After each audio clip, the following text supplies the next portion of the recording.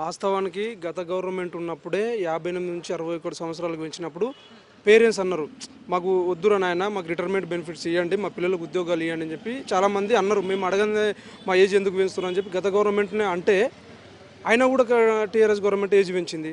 మరి ఈ government retirement benefits కోసం వాళ్ళు ధర్నాలు చేస్తుంటే ఈయన ఏజ్ పెంచుతున్నాడు. ఏజ్ పెంచితేంది, ఇప్పుడు రిటైర్మెంట్ బెనిఫిట్స్ అమౌంట్ 12,000 కోట్లు వాళ్ళకి బకాయిలు చెల్లించాల్సి వస్తుంది అని చెప్పి వాళ్ళ 3 సంవత్సరాలు ఏజ్ పెంచుతున్నాడు. దానివల్ల నిరుద్యోగులకు తీవ్ర అన్యాయం జరుగుతుంది.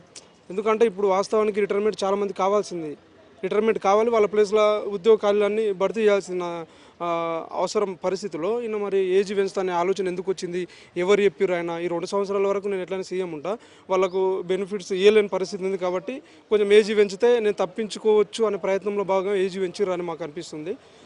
దయచేసి ఒకవేళ ఏజ్ పెంచుతుందంటే రాష్ట్రంలో పరిస్థితులు చాలా తీవ్ర పరిణామాలు ఉంటాయని చెప్పి రేవంత్ రెడ్డి గారు చెప్తున్నా.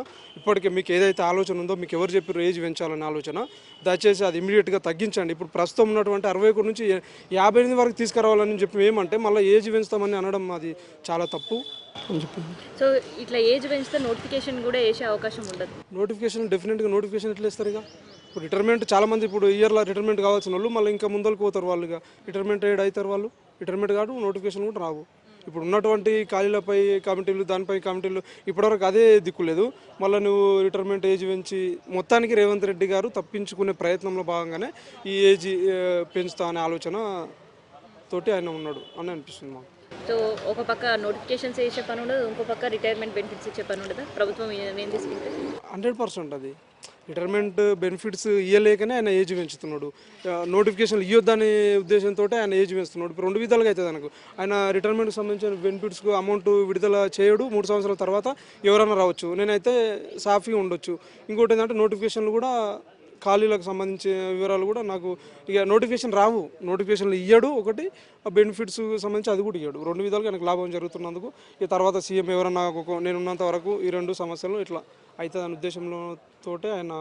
మరి నిరుద్యోగులకు ఇచ్చిన హామీ ఏంది? సో ఫస్ట్ సంవత్సరం లేకపోయినా సెకండ్ సంవత్సరం అట్లీస్ట్ 3వ సంవత్సరం కంప్లీట్ అయ్యే వరకు ఇస్తారు అని ఎదురు చూస్తున్నారు. మరి మీకు ఇచ్చిన హామీ పరిస్థితి ఏంటి? మాకు ఇచ్చిన హామీ పరిస్థితి ఇక ఒర్లి నిరుద్యోగులు అందరం చాలా సైలెంట్గా అయిపోయినాం. ఇప్పుడు ఎందుకంటే ఆయన కృష్ణా జలాల మీద పడ్డాడు. ఆయన గతం లోపల కాళేశ్వరం మీద అవినీతి అన్నాడు, ఇప్పటివరకు అది లేదు, ఏం లేదు, అది అయిపోయింది. తర్వాత ఫోన్ ట్యాంపరింగ్ అన్నాడు, అది అయిపోయింది. ఇప్పుడు కృష్ణా జలాల మీద పడ్డాడు, అది కొన్ని రోజులు అయిన తర్వాత సమస్యలు, ఇప్పుడు నిరుద్యోగ సమస్య, ఈ మధ్యలో చాలామంది నిరుద్యోగులు చనిపోయారు కాంగ్రెస్ గవర్నమెంట్లో.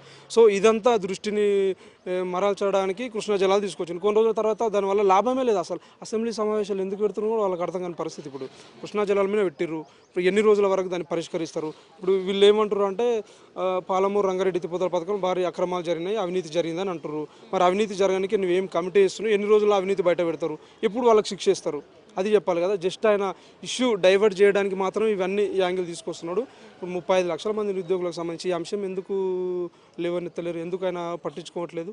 అంతమంది మేము ఇన్ని 2 సంవత్సరాల నుంచి జియో 46 వల్ల కానీ జియో 29 వల్ల చాలా ఇష్యూలలో ధర్నాలు చేసినాం. రాహుల్ గాంధీ గారికి 100 ట్వీట్లు కూడా పెట్టినాం, మరి స్పందన లేదు. మరి ఇంతమంది మేము అధికారం తీసుకొచ్చినటువంటి నిరుద్యోగులను పక్కన పెట్టి ఏదేదో అడ్డమైన ఇష్యూలు ఎందుకు రేవంత్ రెడ్డి గారు ఎత్తుకుంటున్నారు అనేది మరి ఆయన విఘ్నతకే తెలియాలి.